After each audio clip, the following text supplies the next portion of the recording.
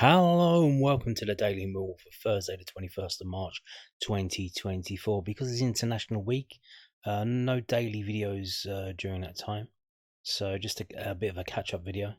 And we're going to start off with this, which is news that the EFL have decided with Sky when the final days of the EFL leagues will finish. And no surprise to many, because it happens every year, that the last game of the season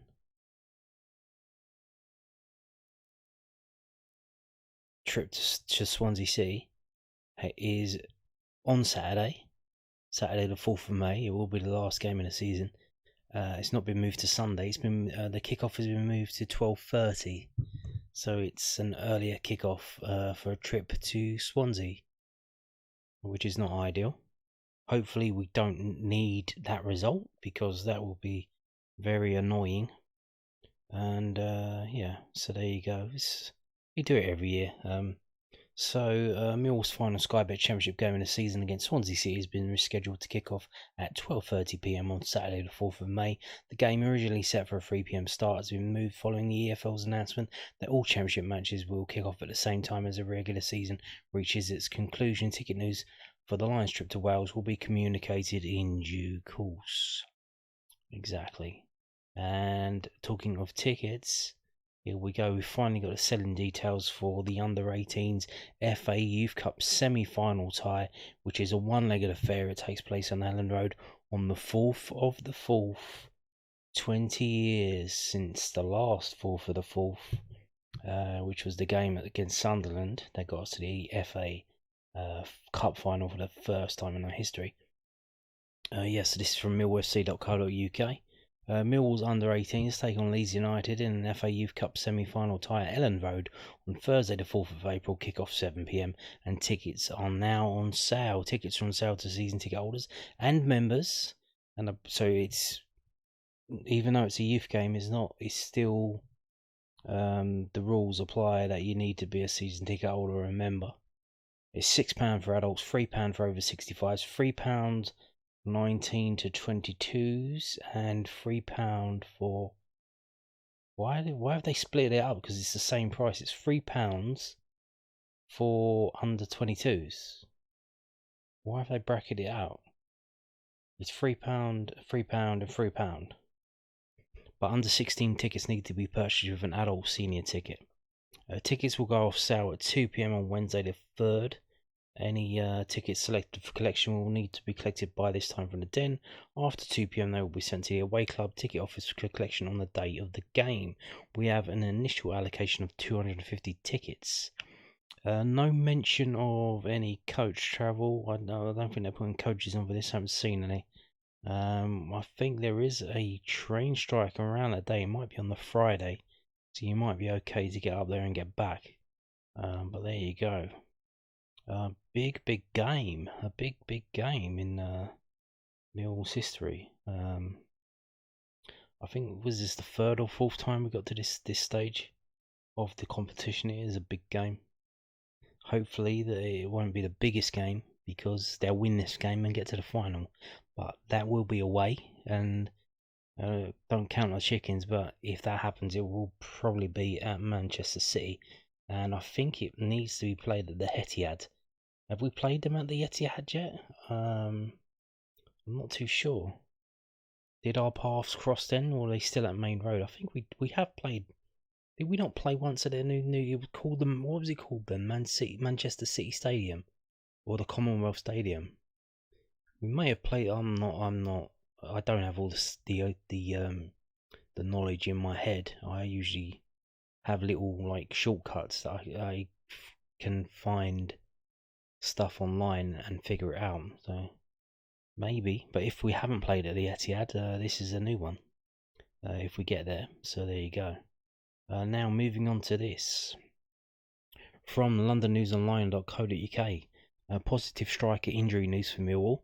Neil Harris is a lot more confident that player will return this season. Millwall head coach Neil Harris is a lot more confident that Tom Bradshaw will be able to play some part in the club's championship running after positive scan results this week.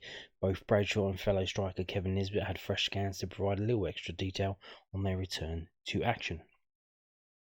Harris had not received the update on Nisbet before he spoke to the South London press on Wednesday afternoon. He told our paper, Brothers has come out of the protective boot and he's hopefully going to be back on the grass with the medical team next week. No definitive return to playing date for Tom, but we're a lot more confident he will be returning in the coming weeks rather than next season. We're hoping to see Tom back out on the pitch this season. Bradshaw has been sidelined with an Achilles injury since the back end of March. The Wales international scored 4 goals in 31 appearances for the Lions this season. So there you go. Would be nice to have him back. Now,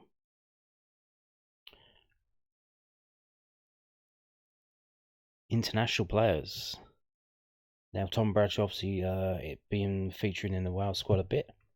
They had a big game today. I think they won. Was it 4-1, 5-1 against Finland in a playoff game?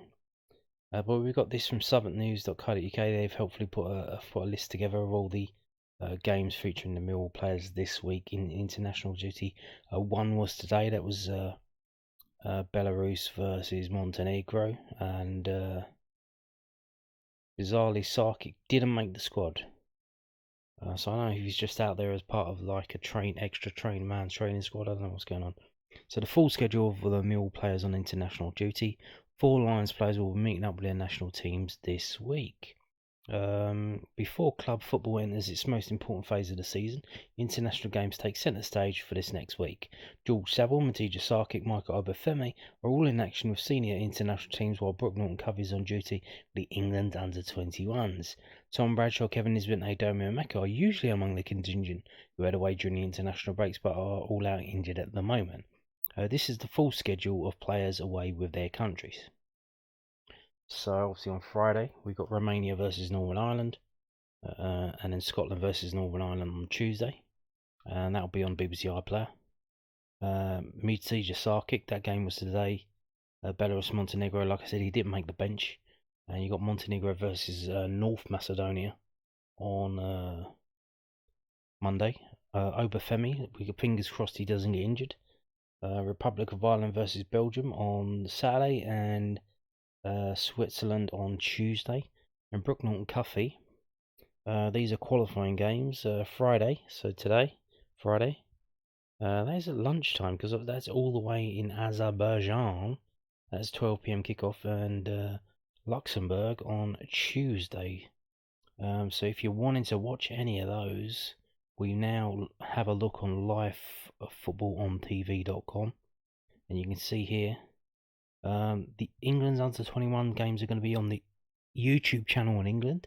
If you want to watch it, if you're at work on your office, you want to watch it, 12 o'clock kickoff there. Also on the FA Player if you're registered for that. What else are we looking at? We're looking at the Romania Northern Line. That's on Viaplay Sports Online. Republic of Ireland's on Viaplay Sports 2. England game, if you're going to watch them with their dodgy new kit that doesn't have the St George's flag on it. Bizarre, but that's on Channel 4, so there you go. What else have we got featuring Millwall players?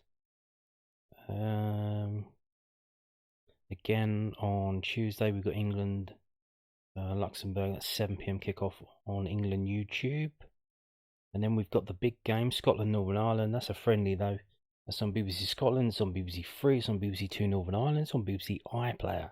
So a big game, like an Home Nations game, a big game. And then we've got Wales versus Poland in the playoff final. To get to, that's to get to this summer's competitions. That is a big game.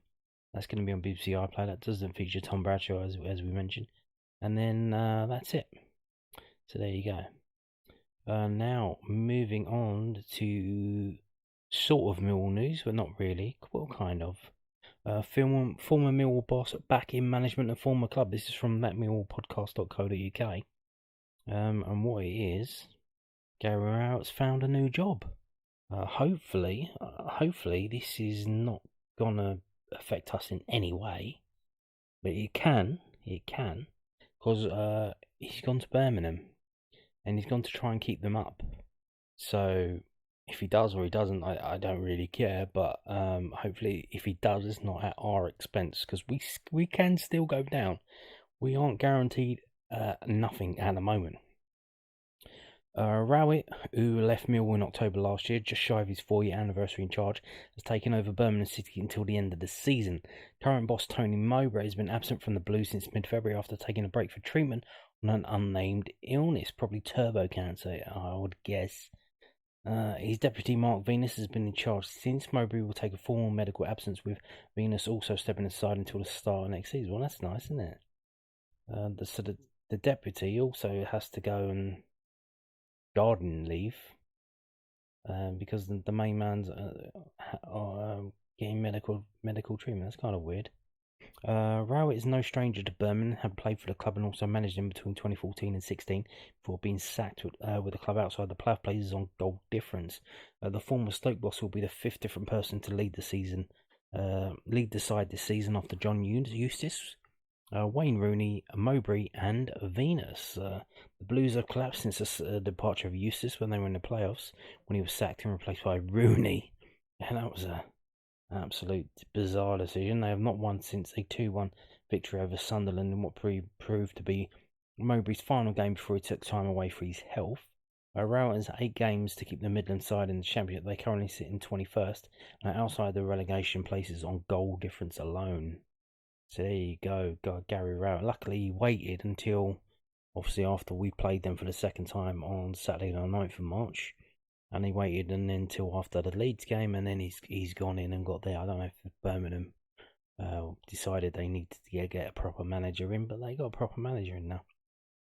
Not only that, he's wasted no time in bringing the old crew back together. Old Ocean's 11, londonnewsonline.co.uk, the South London Press's online website. Former Millwall coaches join Rowett at Birmingham. Former Millwall assistants Paul Robinson, not that one, and Dave Carolan have joined Gary Rowett in his interim role at Birmingham City. Rowett was announced as the Blues boss till the end of the season on Tuesday, with permanent boss Tony Mowbray being placed on a medical leave of absence till the start of next season.